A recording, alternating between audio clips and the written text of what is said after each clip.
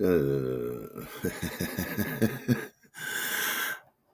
hey there. Hello, how do you do? My name is Harry Wetzel. Thanks for coming. It's the 80s, darling. Yes, it is. March. No, it's not. It's April. Excuse me. Time flies. It's April 1983. And it's audition season in New York, which means it's New York City. It's always audition season in New York. However, in April, they do have a lot more auditions for the upcoming summer seasons, the upcoming summer stocks around the country. Yes. So they have a lot of auditions and even auditions for cruise ships and the like. All right. So it's not what you know, it's who you know. My brilliant friend Suzanne and once roommate and old University of Detroit compadre, yes, is directing a show out of town. And she wants to give me a job in that show. It's a show called Gemini by Alberto Inarado, and she wants to use me. It's a coming of age story, and she wants to use me as the main kid coming of age. Right. All right. So, producers from all over the land come to New York.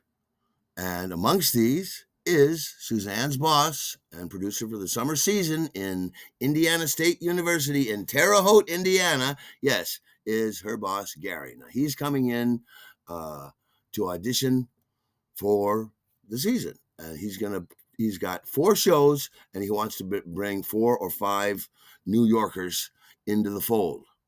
And we're looking for me to be one of those New Yorkers.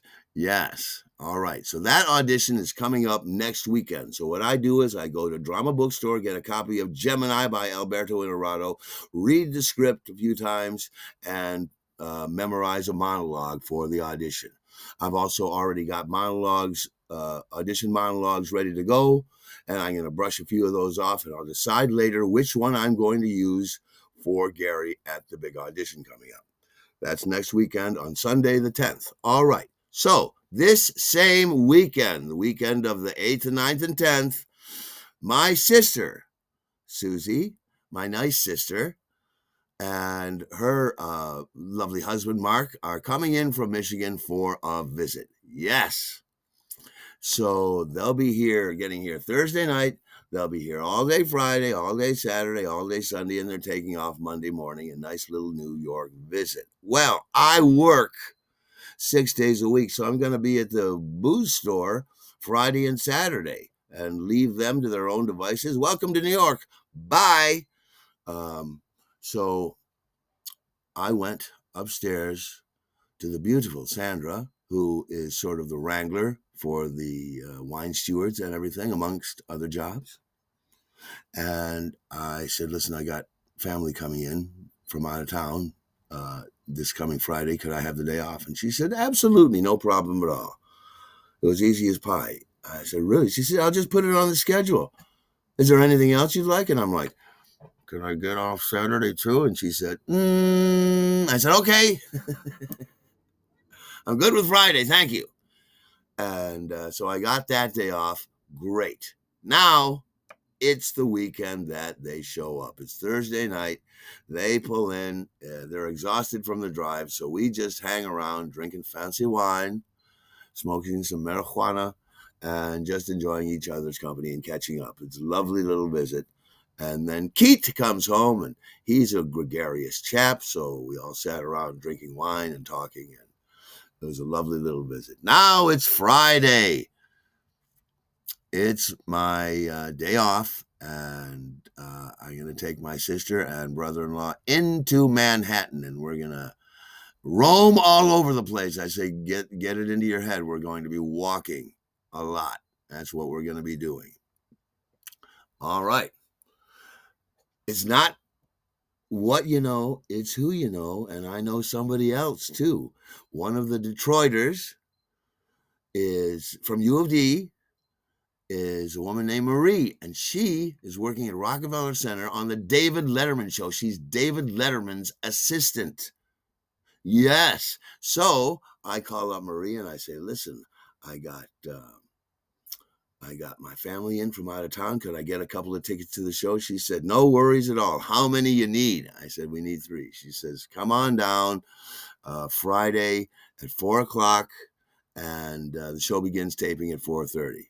It'll be just delightful. So that's fantastic. We're going to do that.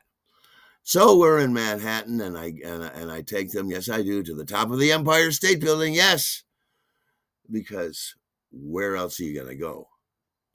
And we went up there, and I'm like, look, the king was up there. And they're like, yes, yes, yes.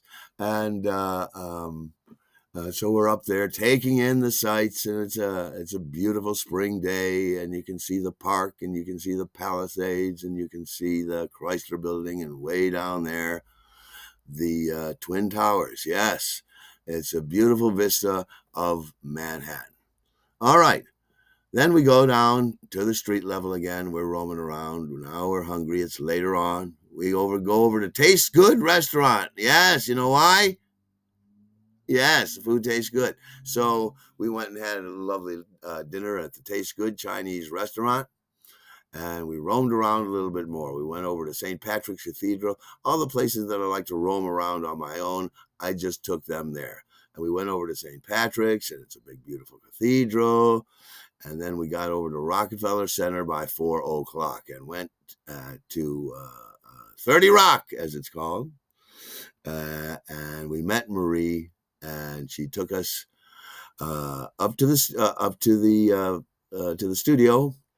And there is a long line of people waiting outside the auditorium. And she's like, right this way. And we walked past that long line of audience members, anxious audience members waiting to get in. And we go right to the head of the line. She says, all right, in we go. And we were the first ones into the auditorium. We kept on. She says, your seats are down here, down here. And we kept on walking closer. We got the front row. Tape and hold, as they call it. There's tape across the seats, and they're holding them for us. 3 seats in the front row of the David Letterman show. Beautiful. So it's a lovely evening in the theater. We see the David Letterman show, and Gary Shandling was on. Remember Gary Shandling, a stand-up comedian? It was his first appearance on the David Letterman show, and he was very funny. And to be honest, I don't remember anybody else who was in the show that night. It's a blur.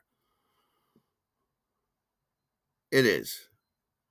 So after that, after the show is over, more than Gary Shandling, I'm sure there was a musical guest, but so then we're bushed. We've been walking around all day, and now we're going to get back to Astoria, Queens, and relax. And we do. We go back to Queens. We're sipping wine, and we wait around until 11:30, and we watch the David Letterman show that we just saw in person on TV. Yes, it was very exciting. They never cut away to the audience. We didn't get seen. That would have been cool, but it's fine. We enjoyed the show again. Right. Now it's the next day.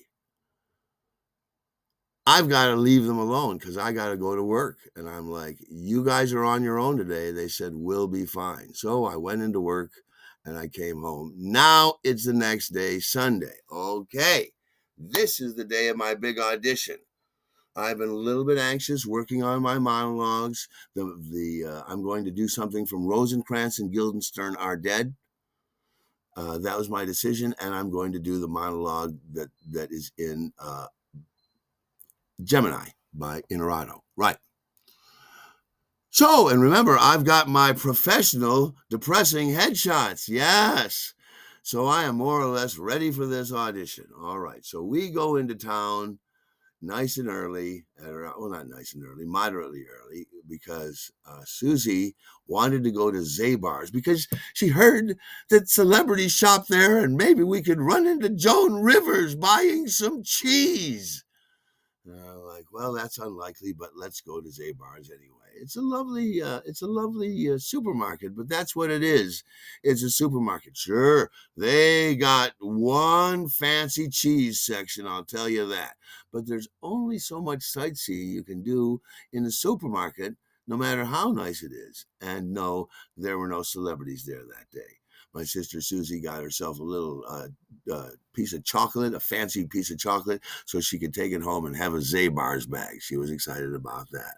All right. Then after that, I say, all right, I've got to go upstairs. We went up to 100th Street where Suzanne was having the audition in Lily's cute little apartment, remember, where we had the New Year's party? Well, Lily has since moved out into another place, and Suzanne is living in this tiny little apartment on her own. That's where she's having these auditions with Gary for the summer stock season in Terre Haute. Right. So we go over to the building at 100th Street, and I say, all right, I'm going to be upstairs for around 45 minutes or an hour. So you guys, it's the Upper West Side. Roam around, look, there's shops, there's stores. You'll have a great time. Go, there's a couple of bars. You can do whatever you want. But, leave me alone for an hour. And then meet me back here in an hour in the lobby. And then we'll go over and get some dinner at the Empire Szechuan Gourmet, which is right nearby. A fantastic Chinese restaurant that I love. All right, so I felt like I was sending a couple of innocents out into the world blindfolded, but they said, we'll be fine. I'm like, okay. So I go upstairs to the 12th floor for my audition in front of Gary with Suzanne at the side, at the ready. All right. So then I go. I don't get auditions for excuse me. I don't get nervous for auditions. I don't. I really don't. Unless it's a really big audition. And this really big audition was promising me a job out of town, essentially a paid working vacation away from New York City. I was so devoted to getting the idea of getting that job.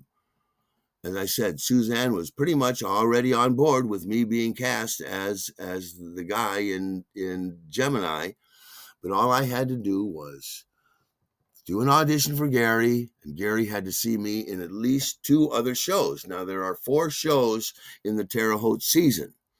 The first one is Gemini. Suzanne wants to cast me. Great. The next show is Cat on a Hot Tin Roof. There's no roles in Cat on a Hot Tin Roof for me. All right. The next show is a brand new world premiere, a comedy called Daddy's Gone Home to Mother in Heaven. It's a comedy about Mormons. It's a comedy. I'll probably get. I should be able to get into the comedy. And the last show of the season is The Fantastics. Yes, the musical The Fantastics, which is my sentimental favorite. It was the first show I was ever in my whole career back in high school. The beginning of my acting career was with The Fantastics. And I love that play, and I think I'm a shoo-in to play Mortimer, the man who dies. We'll have to see. So, all that being said, I go up to Suzanne's apartment, and now I'm kind of nervous. Great. I knock on the door, and Suzanne opens the door, and, of course, all my anxiety and all my nervousness sort of melted away. Right. So I go in and I meet Gary, sort of imposing fellow, very approachable though. He's wearing his flannel and his jeans. He's just a normal guy. And we chat briefly, and then we get right down to the audition. I do my monologue from Rosencrantz and Guildenstern Are Dead. That went off all right, and then we sat down. Then I sat down, the 3 of us chatted a little bit about Gemini and about the season. And then he said, all right, now we'll read something from Gemini. I said, I'm prepared with a monologue. He says, fine, that's really good. Good for you. So I read that monologue, and that was it. For the audition, I sat down, we started to chat, you know what I mean? And he was asking me about me, and I realized, this is the interview. I did okay in the 2 monologues, but I think the thing that I really got to pass is the interview, because Suzanne said, whatever you do when Gary comes, don't do anything too weird. And I'm like, I don't know what that means. I don't know how to do that because I don't think that I'm altogether that weird, and I don't know when to be and when to not be that. She says, whatever you do, don't be too weird. And I'm like, okay, I hope I can. Anyhow, as the interview is going on, suddenly Suzanne's intercom buzzer buzzes right in the middle of the interview. And she goes over to the buzzer and she says, yes, may I help you? And to my horror, the voice of my darling sister came through the intercom speaker. She said, "Oh, hi, is Harry Wetzel there?" And she looks at me, and I go, She says, he'll be down in a little while. She says, but we thought, okay. And she says, all right, he'll be down in a little while. Thank you. And she turns off the intercom. And I'm like, sort of mortified. And I'm like, why did they do that? Anyhow, we continue with the interview for another 10 or 15 minutes, actually. And then that's it. It was the two short monologues and around a 15 or 25-minute conversation with each other just to get the lowdown on just exactly how weird I am, apparently. All right. Then I go downstairs. All right. Thank you. Suzanne walks me to the door. She says, I'll call you either way. I say, thank you. And I go downstairs, and there they are, hanging around in the lobby, the two innocents with their blindfolds on. I'm going, what the fuck is wrong with you? Why did you interrupt my audition? Well, we thought you'd be done. I said, wait here. I said, meet me here. Anyhow, I was kind of irritated with her for doing that, but she was like, we didn't know. I'm like, fine. All right. So then we go over to the Empire Szechuan Gourmet for luncheon. Yes. They have these supernaturally delicious, yes, cold sesame noodles, as they're called. Oh, and so we went over and I got a plate of noodles. And I said, you guys have got to taste this. And they're going, that looks pretty weird. And I'm saying, taste it. And they're like, oh my word. This is one of the most delicious things I've ever eaten. I said, see, did I tell you or did I tell you? If you've ever had cold sesame noodles, if you've ever been to the Empire Szechuan Gourmet in New York, which doesn't exist anymore, if you remember those places, comment, like, and share. We need to build an empire together, and I need your help. Share this out. Please share this out, and thank you for listening. Thank you, B, for being such a devoted watcher. I really enjoy telling these stories to my new friends, all of you guys. Right. Okay. So we had our Empire Szechuan Gourmet lunch, and I'll tell you what happened after that next time. I look forward to telling you about it. I always look forward to talking to you again. All right.